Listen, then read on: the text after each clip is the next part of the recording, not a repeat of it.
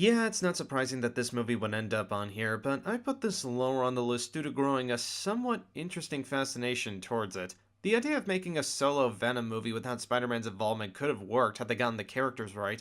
However, after the first act, the rest of the movie just slowly goes to pieces. The dialogue between Eddie and Venom can be fun at times, but very rarely does it match what it's supposed to be, whether it be accuracy to the comics or even the film's own tone. And by the time they get to the symbiote saying, "I am Venom," I completely tuned out any redemption. Tom Hardy does his best with the material he's given, and like I said, the beginning of the film nails Eddie's passion for investigative journalism being the cause of his downfall. However, they never go into his anger issues in the comics and how his passion for revenge is what fuels the symbiote into a more balanced partnership. Instead, they play off how both of them are losers on their own planets and they make a great pair of friends. Yeah, that's literally the dialogue in the movie. Michelle Williams and Riz Ahmed are fine as well, but they don't have much to work with. As for the action scenes, some are okay, but with most of them being in the dark with darkly colored CG characters, it becomes really hard to see. The climax in particular is the absolute worst, with wonky camera work, cringy one-liners, and CGI that is so rushed and all over the place it becomes nauseating. If you want to see this concept done right, go watch Leigh Whannell's Upgrade starring Logan Marshall Green. You'll thank me later.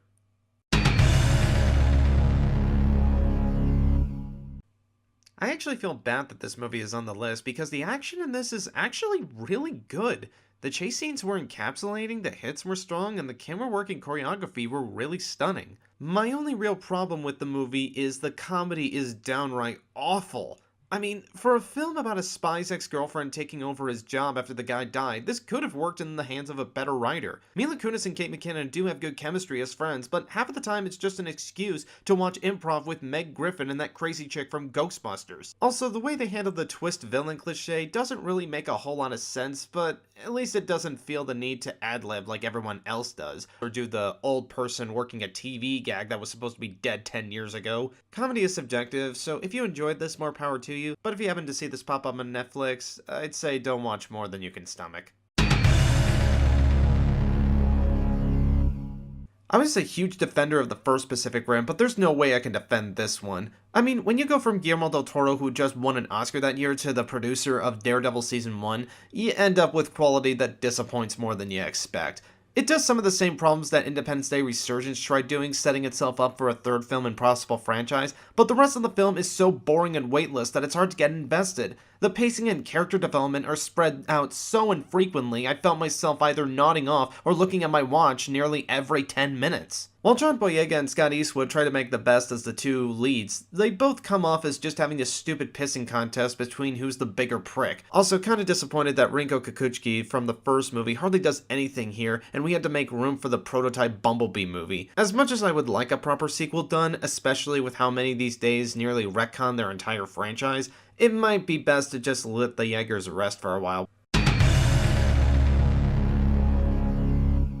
I know a surprising amount of you might disagree with me on this, especially considering I'm not in the demographic for this, but Teen Titans Go to the Movies was such an obnoxious movie. I'm not a fan of the Teen Titans Go TV series, but this movie barely makes any efforts to justify it being in theaters at all. I will admit there are a few jokes that I laughed at, but they were spread out so far between, with the rest filled with unfunny running gags and scenes that go absolutely nowhere. They waste 10 minutes doing a time travel murder montage just to tell the same Back to the Future joke twice. And yeah, you heard me right, a time travel murder montage. The voice acting is fine, but they wasted the cast it had. I mean, they got Nicolas Cage to play Superman, and the best they could do was a Gene Hackman reference? At least he wasn't as pointless as Jimmy Kimmel as Batman, who only has 3 lines in the whole movie. On top of that, it's just a ripoff of Cats Don't Dance and The Incredibles 2. The characters are the same poorly written idiots as in the show, and the fact that they went out of their way to do an orchestral version of the Teen Titans Go theme by Puffy Amiyumi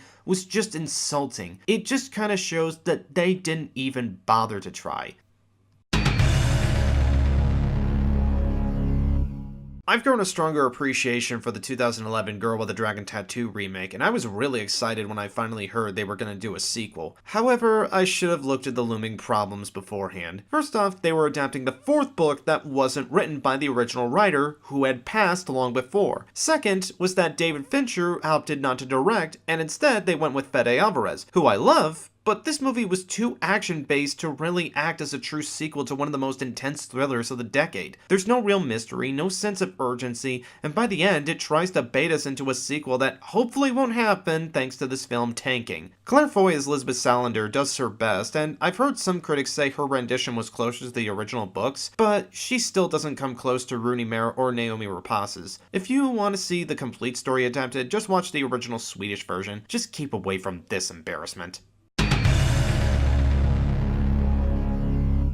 From the company that bought 20th Century Fox comes another latest attempt at making another cinematic universe. And if you still doubt your Disney gods, get a recheck. At one point, this movie tries to be the Chronicles of Narnia, a franchise Disney lost the rights and never finished. Another point, it tries to be Tim Burton's Alice in Wonderland, and then Oz the Great and Powerful by Sam Raimi, and then multiple times it's taking direct scenes from Star Wars Episode 3, with an opera scene where the villain influences the protagonist to go along with it. Which brings me to my biggest problem about the film, the third act. The third act starts with quite possibly the worst twist villain reveal I have ever seen in a movie, and coming from Disney, it's now become one of my least favorite cliches. I seriously don't know who thought up with the idea of, hey, let's make a cinematic franchise out of Fantasia, starting out with a war film about the Nutcracker. But whoever did, I hope you got fired. Also, apparently the film went through a similar struggle with Justice League, where the original director, Lasse Armstrong,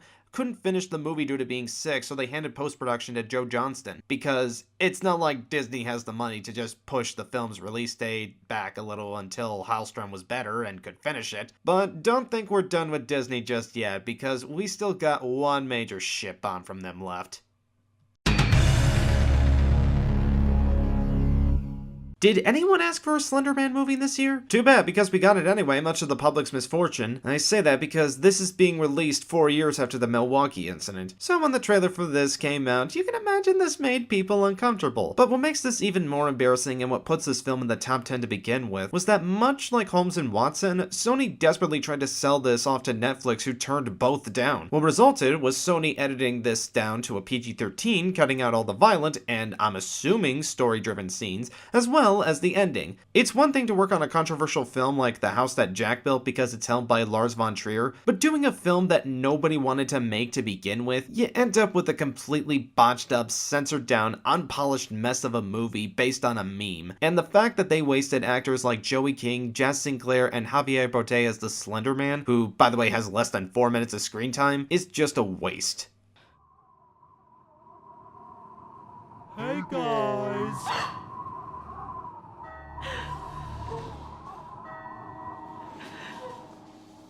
So am I in the movie now? Geez, a Slender Man movie? I guess Hollywood really is out of ideas. In the past, Peter Berg and Mark Wahlberg delivered some of the most nail-biting films I've seen, but this was not one of them. Being the first film they did not based on a true story, the story goes all over the place by the end of the movie, and I couldn't tell you for the life of me what the plot of this was supposed to be. It's just a bunch of action scenes that were probably scrapped from Patriots Day that Berg probably wanted to use, but needed a bad script to give as an excuse for making them. If your story is hard to follow, then how am I supposed to give a shit about any of the characters? Oh wait, what characters? Mark Wahlberg is just playing another action persona of himself, and I know this because a character throws in the line, "Say hi to your mother for me." Why did the guy say that? It was never established that Wahlberg's character had said that, and if it was supposed to be a wink to the audience, it got distracting, even to Wahlberg. Of all the bad blockbusters we had this summer, like The Meg and Skyscraper, which were also considered for this list, Mile 22 was a bigger letdown because I know this actor-director duo is capable of much better. Between this and Bleach, I chose this one because I'm a bigger fan of the source material. Fullmetal Alchemist is one of my favorite shows, and even the original series that wasn't entirely accurate to the manga was still pretty damn good. However, this movie barely scratches the surface of what made the show what it was, with the pacing not giving you enough time to let the characters or scenarios sink in properly, especially the Chimera storyline. That part broke my heart in the anime, and here in the movie, I never once felt any of the impact that it was supposed to have. Not even when Edward was giving his speech about humanity. While the production looks impressive, the CGI can look really distracting, especially on Alphonse in shots where he's supposed to be standing still. That and the homunculi are mostly underused, especially Gluttony. Everyone's always talking about how bad live-action anime films from America are bad, but this proves that not even Japan's that perfect either, people. If you remember correctly, I was not a fan of the previous Jurassic World, but I at least understood the appeal it had.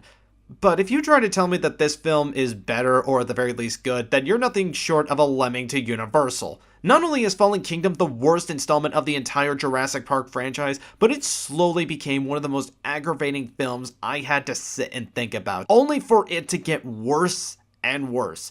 Main characters swap personalities, sidekicks are annoying as hell, half of the movie is recycled from The Lost World, only worse, the villains are more stock than ones on a Saturday morning cartoon. I mean, the friggin' Indoraptor literally does a wink to the camera. However, the biggest insult by far is when this film tried to introduce human cloning with a little girl, and guess what? She's the cause of the next damn movie. I don't entirely blame Jay Benea because at least he kept his promise on showing practical effects, but Colin Trevorrow truly just made me give up on this franchise altogether. I'm done with Jurassic Park. I'm not seeing any more films from this series.